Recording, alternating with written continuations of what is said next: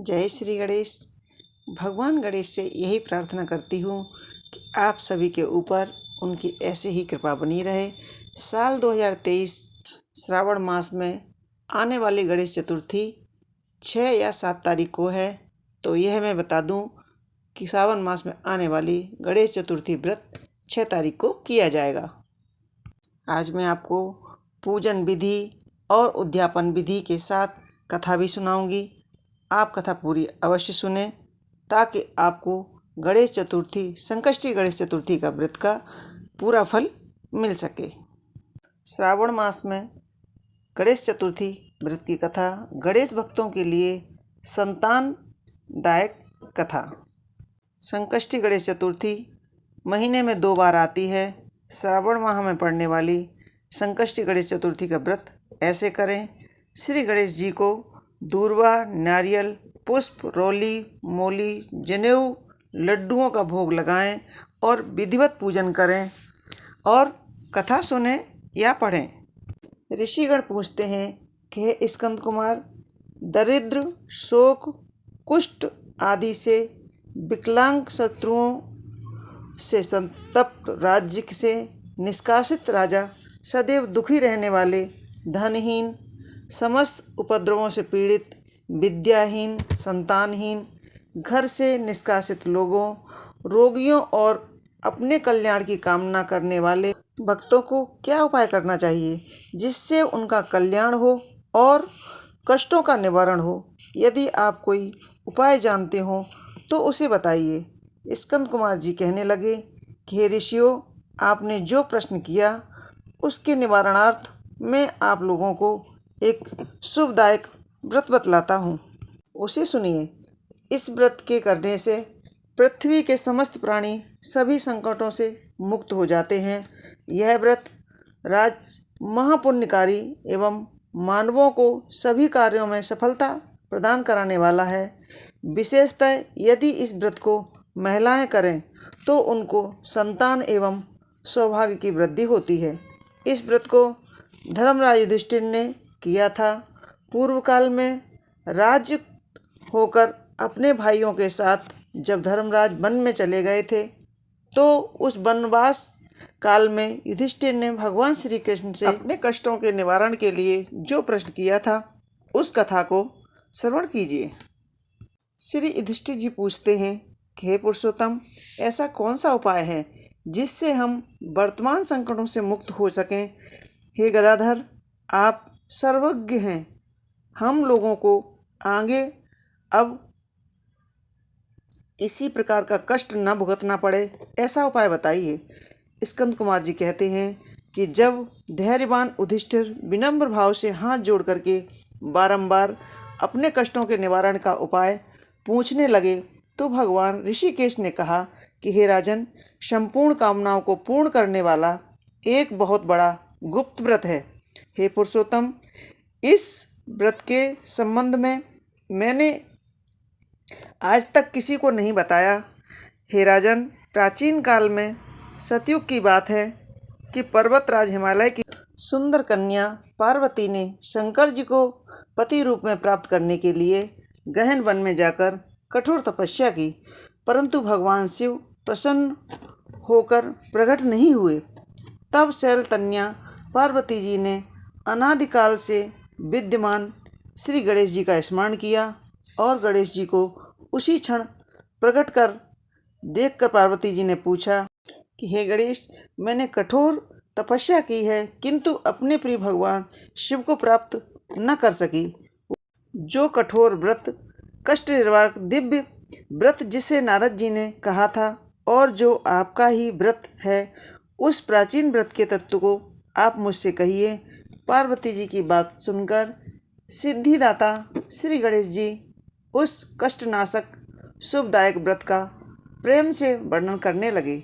गणेश जी ने कहा कि हे अचल सुते, अत्यंत पुण्यकारी एवं समस्त कष्टों का नाशक करने वाला श्रावण कृष्ण गणेश चतुर्थी व्रत को कीजिए।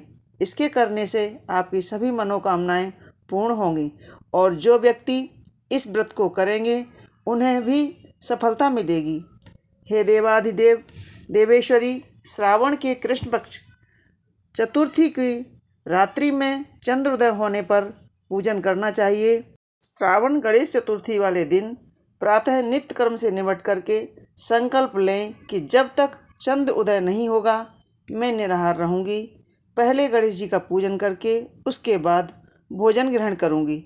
मन में ऐसा निश्चय करना चाहिए। इसके बाद सफ़ेद तिल के जल में डाल करके स्नान करें।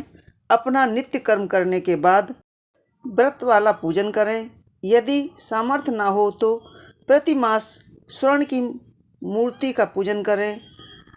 सोने चांदी के अभाव में अष्टधातु अथवा मिट्टी की मूर्ति की ही पूजा करें। अपनी शक्ति के अनुसार सोने चांदी तावे अथवा मिट्टी के कलश में जल भरकर उस पर गणेश जी की प्रतिमा स्थापित करें। अष्ट कमल दल बनाएं, उसके ऊपर मूर्ति की स्थापना करें। तत्पश्चात षोडोपचार विधि से भक्तिपूर्वक पूजन करें। मूर्ति का ध्यान निम्न प्रकार करें। हे लंबोदर, 4 भुजा वाले, 3 नेत्र वाले, लाल रंग वाले, हे नील वर्ण वाले, शोभा के भंडार, प्रसन्न मुख वाले गणेश जी, मैं आपका ध्यान करती हूँ। हे गजानन, मैं आपका आवाहन करती हूँ। हे विघ्नराज, आपको प्रणाम करती हूँ। यह आसन आपके लिए है। हे लंबोदर, यह आपके लिए पाद हैं, यह आचमन है। हे शंकर सुमन, यह आपके लिए अर्घ्य है। हे उमापुत्र, यह आपके लिए स्नानार्थ जल है। हे वक्रतुंड, यह आपके लिए आचमनी है, जल है। हे शूर्पकर्ण, यह आपके लिए वस्त्र हैं। हे कुंभज, यह आपके लिए यज्ञोपवित्र है। हे गणेश्वर, यह आपके लिए रोली मोली चंदन है। हे विघ्न विनाशक, यह आपके लिए फूल हैं। हे विकट, यह आपके लिए धूप बत्ती। हे वामन, यह आपके लिए दीप है। हे सर्वदेव, यह आपके लिए लड्डू का नैवेद्य है। हे देव, यह आपके निमित्त फल है। हे विघ्नहर्ता, यह आपके निमित्त मेरा प्रणाम है। प्रणाम करने के बाद क्षमा प्रार्थना करें। इस प्रकार षोडोपचार रीति से पूजन करने के नाना प्रकार से पदार्थों को बनाकर भगवान का भोग लगावें। हे देवी, शुद्ध देसी घी के 15 लड्डू बनावें। सर्वप्रथम भगवान को लड्डू अर्पित करके उसमें 5 लड्डू ब्राह्मण को दे दें। अपनी सामर्थ्य अनुसार दक्षिणा दें। चंद्रोदय होने पर भक्ति भाव से अर्घ्य देवें। तदंतर 5 लड्डुओं का स्वयं भोजन करें। फिर हे देवी, तब सब तिथियों में सर्वोत्तम गणेश जी की परम प्रियतमा हो हे चतुर्दशी, हमारे द्वारा प्रदत्त अर्घ्य को ग्रहण करो। तुम्हें प्रणाम है।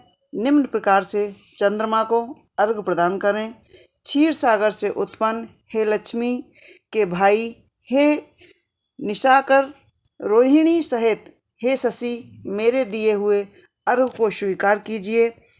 गणेश जी को इस प्रकार प्रणाम करें। हे लंबोदर, आप संपूर्ण इच्छाओं को पूर्ण करने वाले हैं, आपको प्रणाम है। हे समस्त विघ्नों का नाश करने वाले, आप मेरी अभिलाषाओं को पूर्ण करें। तत्पश्चात ब्राह्मणों को प्रार्थना करें। और हे ध्वजराज, आपको नमस्कार है। आप साक्षात देव स्वरूप हैं। गणेश जी की प्रसन्नता के लिए हम आपको लड्डू समर्पित कर रहे हैं। आप हम दोनों का उद्धार करने की कृपा करें। दक्षिणा सहित इन 5 लड्डुओं को स्वीकार कीजिए। हम आपको नमस्कार करते हैं। इसके बाद ब्राह्मण को भोजन कराकर गणेश जी से प्रार्थना करें, भोजन ग्रहण करें और प्रतिमा को विसर्जन करें और अपने गुरु को अन्न वस्त्र आदि से दक्षिणा दे करके साथ में मूर्ति दे देवें। हे देवों में श्रेष्ठ गणेश जी, आप अपने स्थान को प्रस्थान कीजिए एवं इस व्रत पूजा के फल को दीजिए। इस प्रकार जीवन भर गणेश चतुर्थी का व्रत करना चाहिए। यदि जन्म भर न कर सकें तो 21 वर्ष तक करें। यदि इतना भी न कर सकें तो 1 वर्ष तक 12 महीने तक व्रत अवश्य करें। यदि इतना भी न कर सकें तो 1 माह गणेश चतुर्थी का व्रत अवश्य करें। और श्रावण गणेश चतुर्थी को व्रत का उद्यापन करें। तो आइए जानते हैं गणेश चतुर्थी उद्यापन विधि। उद्यापन के समय हमें ब्राह्मण का वर्ण करना चाहिए। उनकी आज्ञा के अनुसार ही शास्त्रों रीति के अनुसार पूजन करें। अपनी शक्ति के अनुसार 108, 1008, 28 अथवा 8 लड्डू से गणपति का हवन करें और केले के खम्भे एवं तोरण आदि से ऊंचा मंडप बनावें। नित्य गीत वाद्य से उत्सव मनावें। भक्ति युक्त होकर के गुरु की पूजा करें। अपनी शक्ति के अनुसार सपत्नी आचार्य का वर्ण करें और गो, वस्त्र, आभूषण, छत्र, जूता, कमंडल, भूमि आदि दान करें। हे देवी, गणेश जी की प्रसन्नता के निमित्त ब्राह्मण का पूजन करके उन्हें संतुष्ट करें। इस प्रकार व्रत करने से गणेश जी प्रसन्न होते हैं, इसमें तनिक भी संदेह नहीं है। जो लोग मेरी पूजा भक्ति भाव से करते हैं उनकी अभिलाषा मैं पूर्ण करता हूँ। श्री कृष्ण जी कहते हैं कि हे युधिष्ठिर, प्राचीन काल में स्वयं गणेश जी ने पार्वती जी से कहा था और पार्वती जी ने उसी भांति आराधना की थी जिससे उन्हें सफलता प्राप्त हुई। इसी प्रकार व्रत करने से पतिव्रता पार्वती का विवाह शिव जी से हुआ, जिसके साथ आज तक पार्वती जी गणेश जी की कृपा से विहार किया करती हैं। अतः हे महाराज युधिष्ठिर, आप भी इस संकटनाशक गणेश जी के व्रत को करें। यह व्रत संकटों का नाश करने वाला है, बड़ा शुभकारी है। स्कंद कुमार जी कहते हैं कि श्री कृष्ण जी के मुख से इस प्रकार संकटनाशक गणेश चतुर्थी व्रत सुनकर, हे महेश्वरी, पूर्व काल में मैं राज्य प्राप्ति की कामना से युधिष्ठिर से इस व्रत को किया। इस व्रत के कर प्रभाव से उन्होंने संपूर्ण शत्रुओं पर विजय प्राप्त की और अपना राज्य प्राप्त किया। इस व्रत के करने से चारों पदार्थ अर्थ, धर्म, काम, मोक्ष सुलभ हो जाते हैं।